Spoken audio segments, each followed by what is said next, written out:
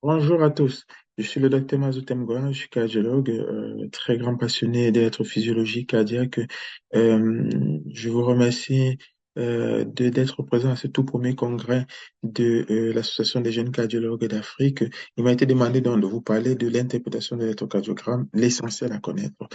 Alors, je n'ai pas de conflit d'intérêt à déclarer et très rapidement, on va vous rappeler un petit peu ce qu'on appelle l'électrocardiogramme.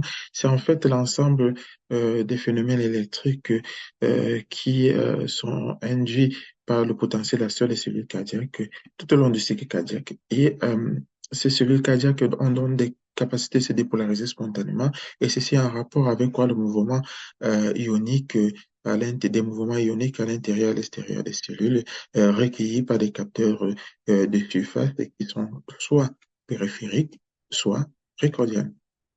Les élévations périphériques peuvent être représentées sous forme d'un triangle, ce qui a été décrit par Eindhoven. Et lorsqu'on ramène ces dérivations périphériques au niveau d'un centre, d'un point central, qui est la bande de Wilson, on peut avoir représentation avec des différents angles. C'est ce qu'on appelle le double triangle de Bailey qui nous aide dans le calcul de l'arc électrique du cœur. L'élévation précordiale se retrouve au niveau de la surface précordiale qui vont de V1 à V6 et parfois on a une extension jusqu'à V9. En guise de rappel, sur le plan historique, l'électrocardiogramme a été initialement découvert par William Einthoven qui a eu le prix Nobel. Cet électrocardiographe de base, c'est un gros appareil de 170 kg qui est appelé un galvanomètre à cordes et qui permettait de pouvoir capter des petits signaux électriques. Aujourd'hui, on a une amélioration de ces appareils avec une miniaturisation et l'intégration même de l'intelligence artificielle. Alors, c'est quoi le tracé d'électrocardiogramme? Le tracé d'électrocardiogramme, donc, comme je vous ai dit, ça résultait de l'ensemble de l'activité électrique du cycle cardiaque, en sachant donc que de façon consensuelle, l'onde P dans cette activité électrique représente la systole atriale, le PR, la conduction, le temps de conduction atrioventriculaire, complexe QRS, la dépolarisation ventriculaire, et le segment S de l'onde T, la repolation ventriculaire, en sachant que la repolation auriculaire est masquée par la dépolarisation ventriculaire. Alors, l'électrocardiogramme normal, c'est juste des rappels. Alors, l'électrocardiogramme normal, c'est quoi? C'est un rythme qui est sinusal et un rythme sinusal. C'est quand l'onde P précède chaque complexe QRS, l'intervalle PR est supérieur à 120 millisecondes, sauf en cas de pré-excitation où le PR est plus court, l'onde P est positive en D1, D2 AVF. La fréquence cardiaque normale se situe entre 60 et 100 battements par minute. À moins de 60, on parlera de bradycardie. À plus de 100, on parlera de tachycardie. Pour calculer la fréquence cardiaque, lorsqu'on a un tracé qui fait 25 mm par seconde, on fait 300 sur le nombre de grands carreaux ou 1500 sur le nombre de petits carreaux, en sachant qu'un grand carreau représente 0,2 secondes et un petit carreau 0,04 secondes. L'onde P, qui représente la systole atriale, bien évidemment, une morphologie qui est arrondie, une durée qui fait moins de 120 millisecondes, une amplitude qui fait moins de 2,5 millisecondes. Au-delà de cette durée de 120 millisecondes, on suspectera une hypertrophie auriculaire gauche avec d'autres critères, notamment l'aspect en double Bose, etc. Euh, L'amplitude, lorsque cette amplitude sera supérieure à 2,5 mm, on pensera à une hypertrophie atriale droite. L'intervalle PR est compris entre 120 et 200 millisecondes. À plus de 200 millisecondes, on suspectera donc un BAV du premier degré. Le complexe QRS, il est fin. Il est large, c'est des troubles de conduction intraventriculaire qui peuvent être des blocs de branche droit ou blocs de branche gauche complets ou incomplets en fonction de la durée qui fait moins ou plus de 100 millisecondes, 120 millisecondes. Le segment ST, il est sur la ligne isoélectrique. Lorsqu'il est au-delà de la ligne isoélectrique, on parlera de sus-décalage. En deçà de la ligne isoélectrique, on parlera de sous-décalage. Dans le T, il est positif, sauf en AVR, et ça c'est intéressant, parce que si vous avez des anomalies d'électrode, des dextrocardie, vous pouvez avoir une onde T qui est plutôt positive en AVR. L'espace QT, dans les canalopathies, c'est très intéressant de calculer l'intervalle ou l'espace QT qui va du début du QRS jusqu'à la fin de l'onde T et qui est en général de moins de 420 millisecondes à plus de 440 millisecondes. Chez l'homme, on parlera de QT long. appelé 450 chez la femme, on parlera de QT long, en sachant que le QT court fait moins de 350 millisecondes. Ce qui est intéressant, c'est le QT corrigé en réalité, c'est pas le QT seul, parce que le QT peut varier en fonction de la fréquence cardiaque, en fonction des troubles rythmiques, etc. Et donc, il existe des applications, on vous demande plus de retenir les formules de basette, etc. Mais il existe des applications sur les smartphones, sur les iPhones, qui permettent de calculer ces QT. Alors, ayant dit tout ceci, j'espère n'avoir pas été très long, donc on va rapidement parler de quelques pièges à l'électrocardiogramme. Alors, l'électrocardiogramme, quand on voit par exemple un tracé souvent aux urgences ou dans les services du ZIC, parfois on tend à paniquer. C'est regarder ce tracé qui est là à notre gauche. Vous avez un tracé qui montre une trémulation à la ligne de base, mais les QRS qui sont plutôt réguliers, bon, sauf ici. Par moment, on voit une activité auriculaire. C'est pas physiologique d'avoir une activité auriculaire spontanée et avoir un fond de fibrillation atriale. Donc là, il faut souvent se poser la question de savoir, lorsqu'on a une activité atriale comme ça et un fond de trémulation, s'il ne s'agit pas de parasites ou d'artefacts. De façon consensuelle, les artefacts euh, seront suspectés lorsque l'activité ne sera pas physiologique du tout, lorsque cette activité n'est pas présente dans toutes les dérivations et lorsque l'activité ne perturbe pas le rythme de base. Les erreurs de connexion, ça c'est très important. Alors, les erreurs de connexion, souvent, on réussit à dépister, on réussit à voir celui qui débute un enregistrement d'électrocardiogramme par ces anomalies-là. Ce qui est plus fréquent, ce qu'on demande de retenir, c'est surtout les anomalies, les inversions de bras droit, bras gauche. Ici, l'activité auriculaire, on se souvient que elle doit être positive en D1, D2, AVF et qu'elle est négative forcément en AVR. Alors, nous, on vous demande juste de regarder parfois l'AVR et le DM. Si en DM, vous avez une activité qui est négative, on suspecte qu'il y a probablement une inversion des électrodes, ou alors si en AVR, vous avez une activité qui est plutôt positive, c'est pareil. En ce moment-là, c'est soit une inversion des électrodes, soit quelque chose de très rare qu'on appelle une dextrocardie, ou alors un cystus inversus. Mais là, il faudra voir à la radiographie thoracique, il faudra aussi voir s'il y a une inversion des autres dérivations précordiales. Sur le tracé, si vous faites un enregistrement et que vous avez un tracé qui est plat, le tracé plat suppose qu'il y a probablement une inversion des électrodes de la jambe droite avec les autres électrodes des trois autres membres. Les autres erreurs sont difficiles. Ça ne sert à rien de les chercher. Donc, le plus simple, c'est les anomalies les inversions des électrodes bras droit, bras gauche et également les inversions des électrodes entre la jambe droite et les autres électrodes. Alors, le rythme électro-entraîné, parfois on panique. Vous pouvez tracer, par exemple, vous avez les complexes QRS qui sont élargis. Parfois, on a l'impression, est-ce que c'est un bloc gauche? Parfois, c'est plus rapide que ça et on se dit, c'est peut-être une tachycardie ventriculaire. Mais il faut parfois aller chercher donc un spike devant un complexe QRS. Le spike peut être tout petit dans les stimulations bipolaires ou alors parfois plus grand dans les stimulations unipolaires. Donc, quand vous avez un spike qui précède des complexes qui sont élargis, posez-vous la question de savoir si le patient a un stimulateur cardiaque. Parfois, il suffit d'aller tout simplement un sous-clavier pour aller rechercher un boîtier, etc. Alors, je vais vous parler de 12 tracés pathologiques à connaître absolument pour le cardiologue, mais aussi pour tout médecin. Premièrement, les blocs auriculo-ventriculaires. Les blocs auriculo-ventriculaires représentent donc les anomalies de conduction entre l'oreillette et le ventricule. Lorsque le PR il est long, ce PR long va donc traduire donc un BAV de premier degré. Lorsque vous avez un allongement progressif de l'intervalle PR, vous suivez l'intervalle PR et vous vous rendez compte que finalement, cet intervalle PR, elle s'allonge progressivement jusqu'à bloquer avec une onde P qui ne conduit pas. Il s'agit d'un BAV2 mobile. Ce n'est pas inquiétant du tout. Le plus souvent, c'est nodal. Par contre, ça devient inquiétant lorsqu'il n'y a pas d'allongement de l'intervalle PR et que vous avez des ondes P qui bloquent de façon intermittente, c'est un BAV2 au moins mobile 2. Et lorsqu'on a une dissociation auriculo-ventriculaire, c'est-à-dire que l'activité atriale est complètement dissociée du ventricule avec les PP qui sont fixes et les QRS qui sont fixes, mais sans rapport entre le P et le QRS, il s'agit d'un BAV3 et le plus souvent, il y a un échappement qui peut être soit jonctionnel, soit ventriculaire. Voilà. Donc, ça peut être soit jonctionnel, soit ventriculaire, ou alors, pour ceux qui sont puristes, ça peut être soit supraïcien, puisque la fréquence cardiaque est plus élevée, ou alors plus élevée, quand on dit plus élevé, c'est à plus de 40 battements par minute, ou alors infra ici, hein, lorsque ça monte les 40 battements par minute avec des QRS qui sont larges.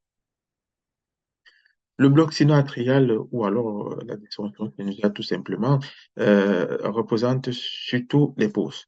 N'allez pas rechercher les complications parce que évidemment ce qui a été décrit par tous ceux qui sont puristes, c'est les BSA1, BSA2, etc. Tout ce qu'on demande de rechercher, c'est aller rechercher sur un tracé une pause. Si vous avez une pause, il est possible qu'il puisse y avoir de la dysfonction sinusale associée. Ça peut être une pause sur un rythme de base qui est sinusal ou alors ça peut être une pause, donc un tracé plat où on n'a pas d'activité atriale, ça peut être une pause sur un fond de fibrillation atriale dans un contexte de maladie rythmique atriale. De toutes les façons, il y a une dysfonction sinusale lorsqu'il n'y a pas d'impulsion électrique et le tracé est plat. Le troisième tracé que nous allons discuter, c'est donc la tachycardie jonctionnelle. Alors, la tachycardie jonctionnelle représente en fait l'entité que Bouvera avait décrite il y a plusieurs années. C'est une tachycardie à QRS fin qui fait souvent en moyenne autour de 150-180 battements par minute et même au-delà. Il n'y a pas d'activité auriculaire visualisée. Bon, on dit visualisée, mais il faut aller chercher. Le plus souvent, il y a une activité atriale qui est rétrograde, parfois très proche du QRS, dans ce qu'on appelle une tachycardie jonctionnelle slow fast, ou alors un peu décalée dans les fast slow ou dans les slow slow. Dans tous les cas, on ne demande pas de retenir tout ça. Le plus important, c'est que quand vous avez une tachycardie à QRS fin avec une activité atriale que vous ne visualisez pas, posez-vous la question de savoir s'il ne s'agit pas d'une tachycardie jonctionnelle. Il suffira de faire une manœuvre de Valsalva ou alors de faire un massage sino-carotidien pour casser la tachycardie. La fibrillation atriale, alors c'est le trouble rythmique supraventriculaire le plus fréquent. Vous allez le suspecter lorsque vous avez une activité atriale qui n'existe pas. En fait, les zones P sont remplacées par une trémulation de la ligne isoélectrique avec des QRS qui sont plutôt irréguliers. Si vous avez des QRS irréguliers avec les ondes F de fibrillation, il s'agit de la fibrillation atriale. Le flûteur, lui, il est plus régulier. Parfois, il peut être un petit peu irrégulier dans les flûteurs à conduction variable. Mais sauf que vous avez des ondes de flûteurs qui s'appellent les ondes de grand F, qui sont en fait à toit d'usine. Et donc, en toit d'usine, ça sous-entend qu'il n'y a pas de retour à la ligne isoélectrique, des mouvements de battement d'ailes qui sont plus grossiers. Il s'agit du flux atrial. Ici, par exemple, lorsque l'activité atriale est positive en atriale ou du flux est positive en V1 et négative en D2 par rapport à l'énergie électrique, il s'agit d'un flûteur anti-urène. Le contraire, c'est un flûteur ventriculaire. Alors, ça, c'est important en musique. Il ne faut pas passer à côté d'une tachycardie ventriculaire. Vous voyez que précédemment, on a eu un tracé des rythmes électro-entraînés, mais qui était moins rapide. Et là, regardez ce tracé. Vous avez une tachycardie à QRS large. Les QRS sont larges. Ils font ici à peu près plus de 120 millisecondes, mais avec une concordance sur tout le précordial. Donc, une concordance sur tout le précordium, c'est-à-dire vous avez un aspect QS dans tout le précordium. Ici, il n'y a pas de doute, c'est une tachycardie ventriculaire. Parfois, c'est un peu plus subtil que ça. C'est pour ça que Brugada et Verriquet et beaucoup d'autres électrophysiologistes ont décrit des critères qui permettraient de pouvoir suspecter une tachycardie ventriculaire et de différencier de ce qu'on appelle une tachycardie supraventriculaire avec aberration de conduction ou une tachycardie supraventriculaire sur un faisceau accessoire avec conduction antidromique. L'autre chose, c'est que parfois, si vous avez une activité atriale qui est entre les complexes ventriculaires rapides, c'est ce qu'on appelle tout simplement la dissociation auriculo-ventriculaire. C'est une TV et là, on ne réfléchit plus. Parfois, vous avez des complexes de fusion ou alors des complexes de capsule. Les complexes de fusion, c'est tout simplement des complexes QRS qui sont un peu plus affinés que les autres, qui sont intermédiaires entre le rythme sinusal et le rythme ventriculaire. Les complexes de capsule, c'est vraiment une capsule sinusale, c'est-à-dire qu'il y a un rythme sinusal au sein des complexes ventriculaires. Je trouve ça de point important de connaître parce que si vous avez une tachycardie ventriculaire qui est une tachycardie à QRS large, évidemment, avec un changement d'axe. Si vous voyez sur le tracé après 1, 2, 3 là, vous voyez qu'il y a une tachycardie à QRS large et puis par la suite après 5 ou 6 complexes, vous avez un changement d'axe, l'axe devient inférieur. Ça signe une torsade de pointe et la torsade de pointe démarre le plus souvent sur un QT long avec une extraction ventriculaire qui tombe en période réfractaire et elle déclenche donc cette tachycardie polymorphe. Là, il ne faut pas mettre d'amiodarone, surtout pas, parce qu'on sait bien que des tachycardies ventriculaires ont tendance à mettre l'amiodarone parce que ça va élever encore le QT. Et si vous élevez le QT, vous dégénérez davantage la torsade de pointe. Le plus souvent, c'est les patients chez qui il faut corriger la calémie, il faut corriger la magnésium, etc. Alors, ce tracé est un peu complexe, mais il faut quand même connaître parce que les patients qui ont des faisceaux accessoires, c'est-à-dire que ils ont un PR qui est un PR court, non de delta. Le plus souvent, la crainte, c'est qu'il puisse faire de la fibrillation atriale qui puisse conduire très rapidement. Et cette conduction peut se faire en accordéon, comme c'est le cas ici. Et cette fibrillation atriale, donc, va s'appeler une fibrillation atriale préexcitée.